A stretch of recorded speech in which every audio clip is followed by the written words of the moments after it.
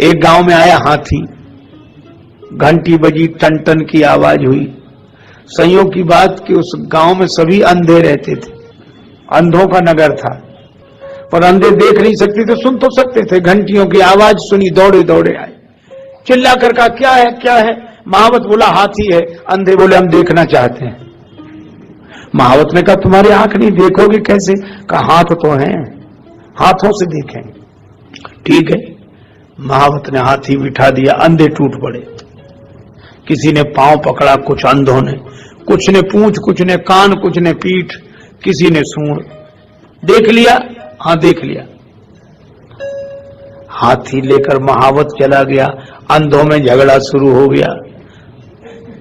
और ये कहानी कहती क्या है कि झगड़ा जब होता है अंधों में ही होता है। अच्छा, झगड़े का कारण दृष्टिहीनता है।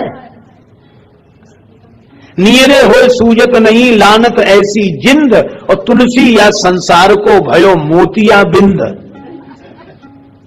तो ये मोतिया बिंद दूर कैसे हो? दवा लगाओ। कौन सी दवा? गुरुपद रज मृदु मंजुल अंजन, नयन अमीय दृग दोष विभंजन। तो झगड़ा होता ही अंधों में, और अंधत्व के कारण ही हुआ। अब कठिनाई यह हुई कि महावत तो हाथी लेकर गया, पर जितने अंधों ने हाथी का पांव पकड़ा था, उन्होंने हाथी के बारे में धारणा बनाई कि हाथी गोल खंबे की तरह होता है।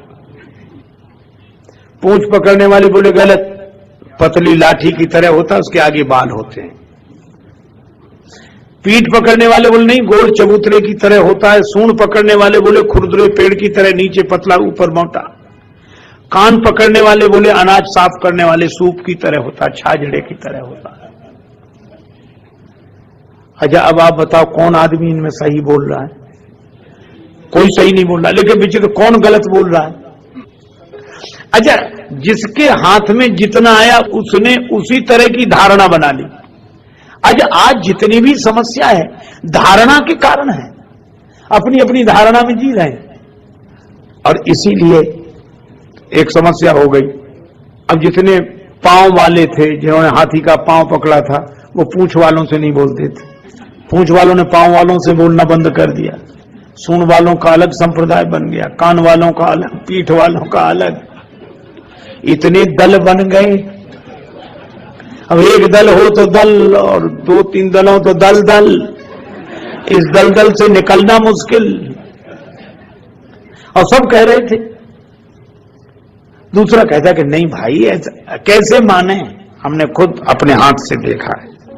अब जिसके हाथ जितना ही लग गया, अच्छा जिसके हाथ जितना लगा उसको ही उसने पूर्ण समझ लिया, यही विडंबना है।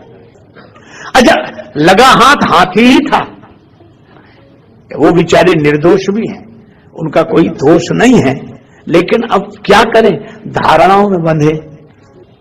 अब अलग अलग दल बन गए, कोई किसी से बोलता नहीं था, एक समूह अलग, एक समूह अलग। तो कुछ अंधे मौजूद नहीं थे उस समय जब हाथी आया था, वो बाद में आए। उन्होंने देखा कि हमारे गांव में क्या हो गया, इतने प्रेम से रहते थे हम लोग। किसी ने कहा कि हाथी आया था, उससे ये विवाद हुआ। तो वो अंधे बोले कि इससे तो हम तभी मजे में थे जब हाथी हमारे गांव में नहीं आया था, ये हाथी ने तो और उपद्रव कर दिया। समाधान क्या? कुछ लोग बोले कि महावत कह गया था कि 4 दिन बाद लौट कर आएंगे, प्रतीक्षा करो। लौट कर आया, फिर घंटियां बजी, हाथी के आगमन की सूचना मिली, अंधों को दौड़े। महावत ने कहा क्या बात है, हाथी देखना चाहते हो तो तुमने तो उसी दिन देख लिया था। अंधे बोले उसी देखने ने तो उपद्रव पैदा कर दिया, तो क्या बात है? एक ने कहा कि हाथी गोल खंबे की तरह होता है। महावत बोला हाँ वैसा भी है। पूंछ पकड़ने वाले बोले पतली लाठी की तरह नहीं होता, जिसके आगे बाल लगे होंगे, वैसा भी है। पीठ पकड़ने वालों का गोल चबूतरे की तरह का, वैसा भी है। सूंड पकड़ने वालों ने कहा खुरदुरे पेड़ की तरह का, वैसा भी है।